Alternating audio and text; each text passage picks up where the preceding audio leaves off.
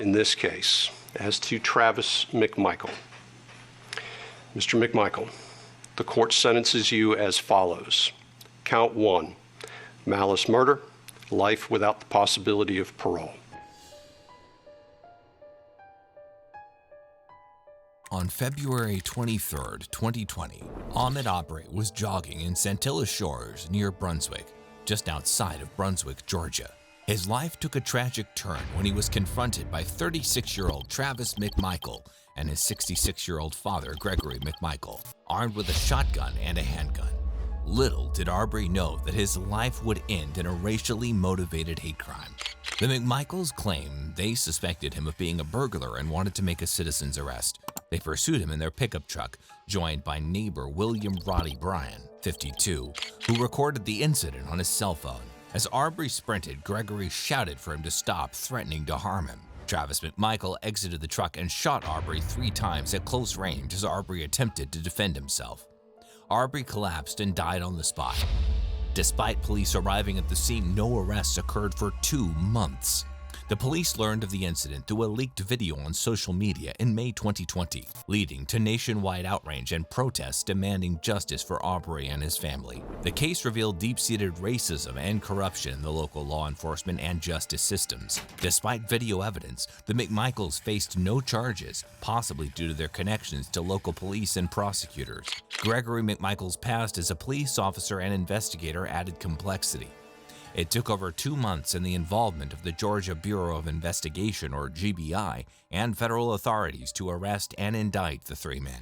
The charges included murder, aggravated assault, false imprisonment, and hate crimes. The state trial of the 3 men commenced in November 2021, attracting significant security measures and media scrutiny. The jury comprised 9 white women, 2 white men, and 1 black man. The prosecution argued that the defendants acted with racial bias and malice, lacking legal authority or justification to pursue and kill the unarmed Arbery, who posed no threat.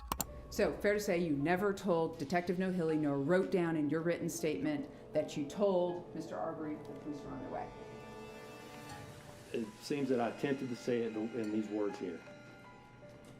And at that point, Mr. Arbery turns around and runs back down Burford to get away from you, correct?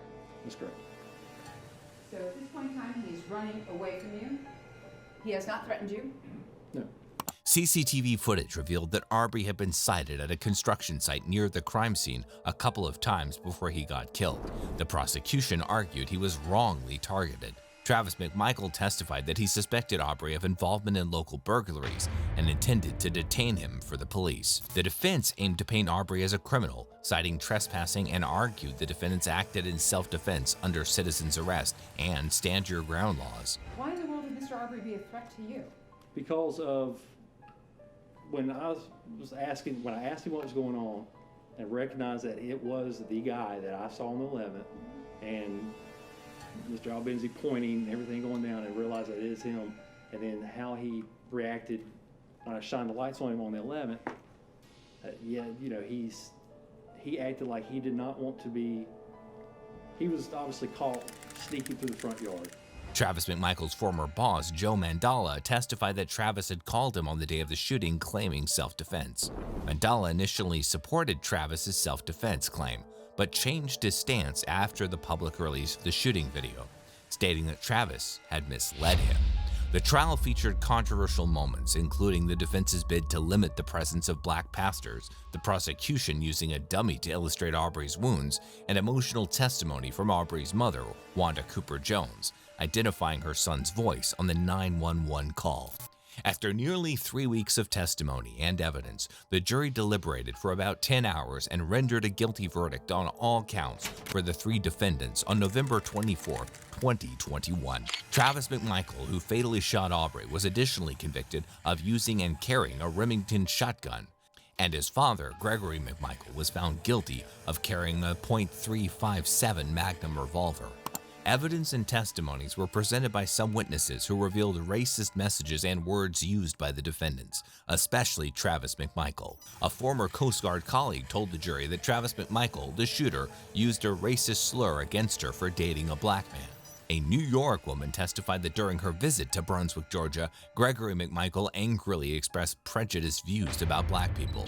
An FBI agent disclosed in court that William Bryan's chosen term was bootlip, described as a derogatory reference to a black person's face. Under a Facebook video depicting a group of black teenagers assaulting a white teen, Travis McMichael commented, "I say, shoot them all," and referring to the group as monkeys. In response to a video showing a black man putting barbecue sauce on a white man's head, Travis McMichael replied he would kill the black man using a racist slur. Both the prosecution and Vaughn described the video as intended for humor and not about race. The sentencing of the three men occurred on January 7, 2022, before Judge Timothy Walmsley, who presided over the trial. In this case, as to Travis McMichael, Mr. McMichael, the court sentences you as follows. Count 1, malice murder, life without the possibility of parole. Greg McMichael, the court sentences you as follows. Count 1, malice murder, defendant was found not guilty. Count 2, felony murder, life without the possibility of parole. Judge Walmsley sentenced Travis McMichael and Gregory McMichael to life in prison without the possibility of parole, and William Bryan to life in prison with the possibility of parole. The judge considered aggravating factors like racial motivation, lack of provocation, use of weapons, and multiple offenders, along with mitigating factors such as no prior criminal records, expressions of remorse, and cooperating with authorities. The judge gave Bryan a slightly lesser sentence due to his limited role in the crime and his willingness to testify against the McMichaels. Travis McMichael and Gregory McMichael received an additional 20 years on attempted kidnapping charges to be served concurrently with their sentences, as ruled by God B. Wood on Monday. Travis McMichael received an extra 10 years for the weapons charge to be served consecutively. Gregory McMichael received an additional 7 years on the weapons charges, also to be served consecutively. The judge determined that both the McMichaels lacked the funds to pay the fine. The reactions of the defendants varied during the trial and sentencing. Travis McMichael, the active shooter, displayed no remorse for his actions throughout the proceeding. Gregory McMichael, the instigator of the chase, looked mostly calm and remorseless.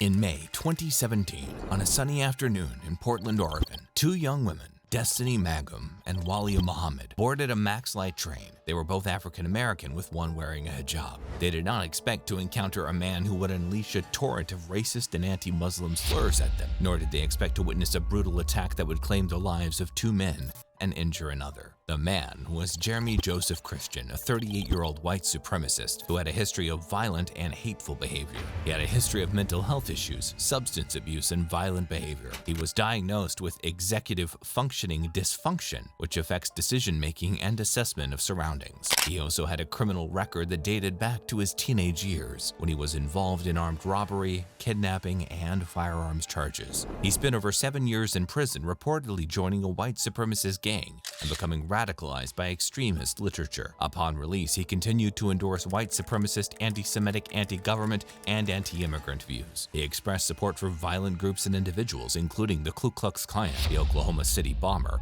and the Norwegian mass murderer. He attended alt-right rallies and clashed with counter-protesters and police. On social media, he frequently posted hateful and threatening messages, also sharing admiration for Adolf Hitler. He armed himself with a knife and a bottle of Gatorade, which he used as a weapon to assault a black woman named Demetria Hester the night before. Adding to his unsettling profile, Jeremy Joseph Christian was also a self-proclaimed patriot who attended a free speech rally organized by far-right groups earlier that month. As the Max Light train approached the Hollywood Transit Center, his ugly racist side took center stage. Christian hurled insults at Destiny and Walia, urging them to go back to Saudi Arabia, to get out of the country, and said they were nothing and they should kill themselves. To top it off, he declared himself a Nazi, saluting Hitler. A witness reported that Christian spewed anti-Muslim slurs and insisted he was a taxpayer, accusing colored people of ruining the city and asserting his First Amendment rights. As Christian spewed his hateful rhetoric at the two teenagers, three men decided to intervene and confront him.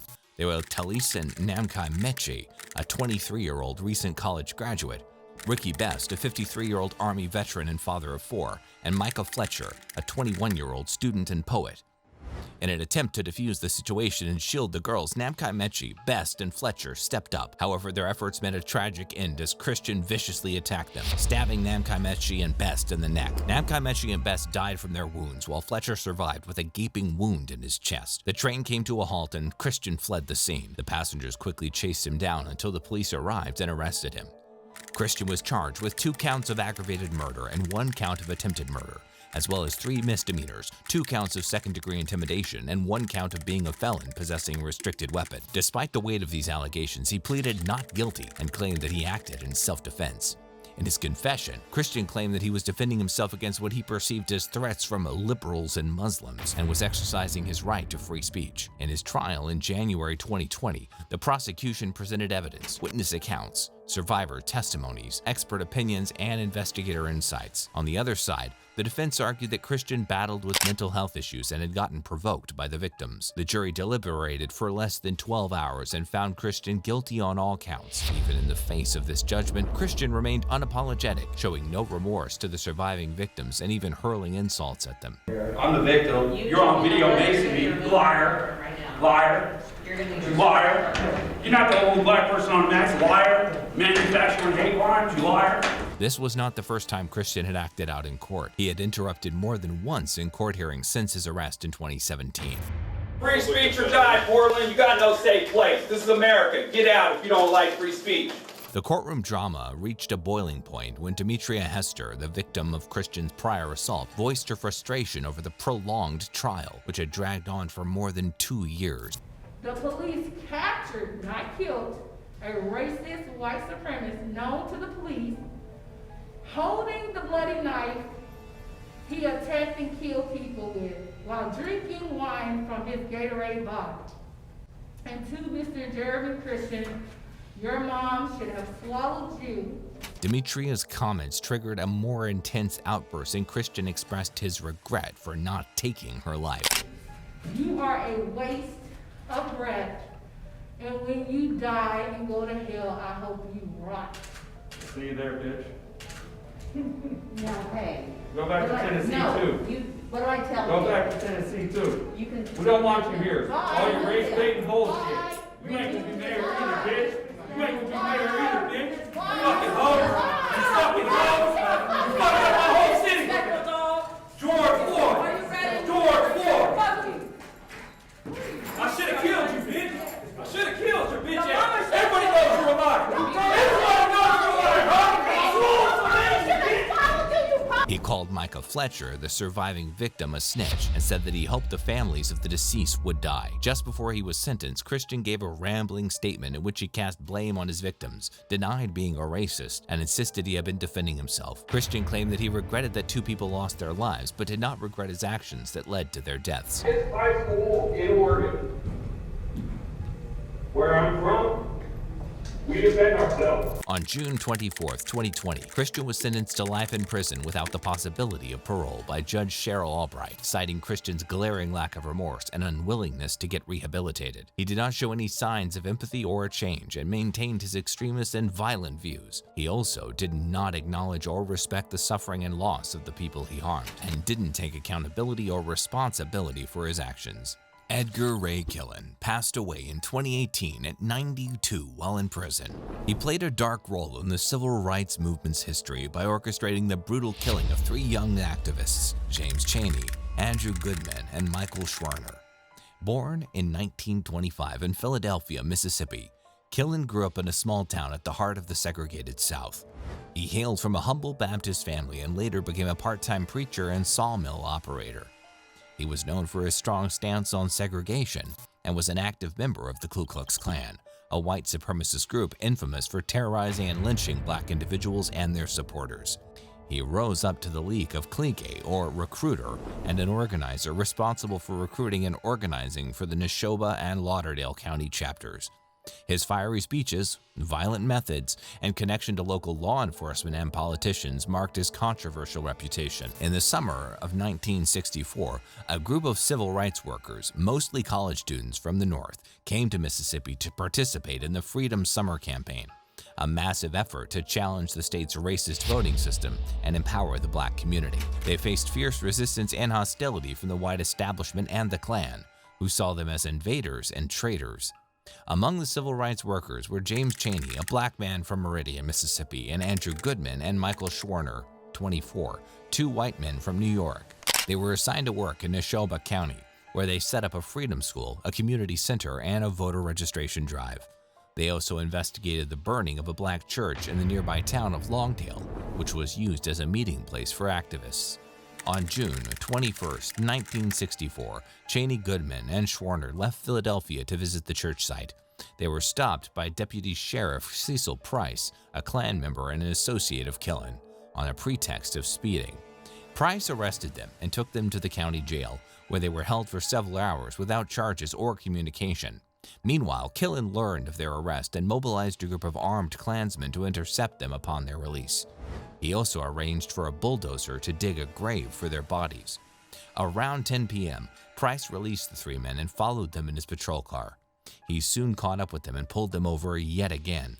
He then handed them over to the waiting Klansmen, who drove them to a remote rural road. There, they shot and killed Schwerner and Goodman and beat and shot Chaney. They then buried the three men in an earthen dam and tried to cover up their tracks. The disappearance of the three men sparked a massive search and investigation by the federal authorities, who faced obstruction and hostility from local officials. The case also drew national and international attention and outrage, and mounted pressure on President Lyndon B. Johnson to pass the Civil Rights Act of 1964, which outlawed racial discrimination in public places and employment. The bodies of the three men were unearthed 44 days later after an informant tipped off the FBI.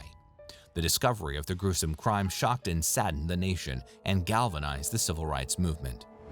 In December 1964, 18 people, including key figures like Killen and Price from the Klan, were charged with conspiracy to violate the civil rights of the three victims.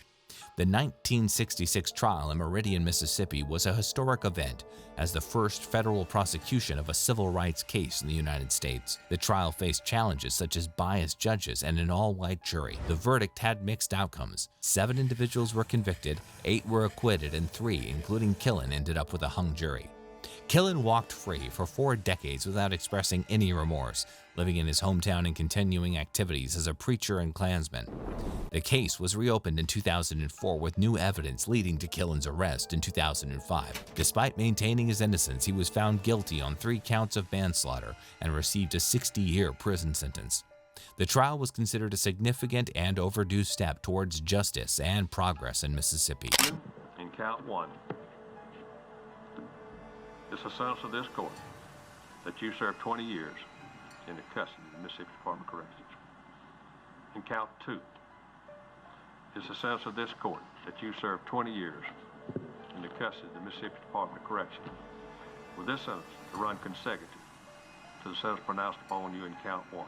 Throughout his trial and sentencing, Killen remained largely impassive, showing little emotion or reaction. He opted not to testify in his defense and did not extend any apologies or express remorse for his actions. Killen appealed his verdict and sentence, but they were upheld by the Mississippi Supreme Court in 2007.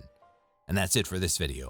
If you want more crazy courtroom moments, check out this video and don't forget to subscribe.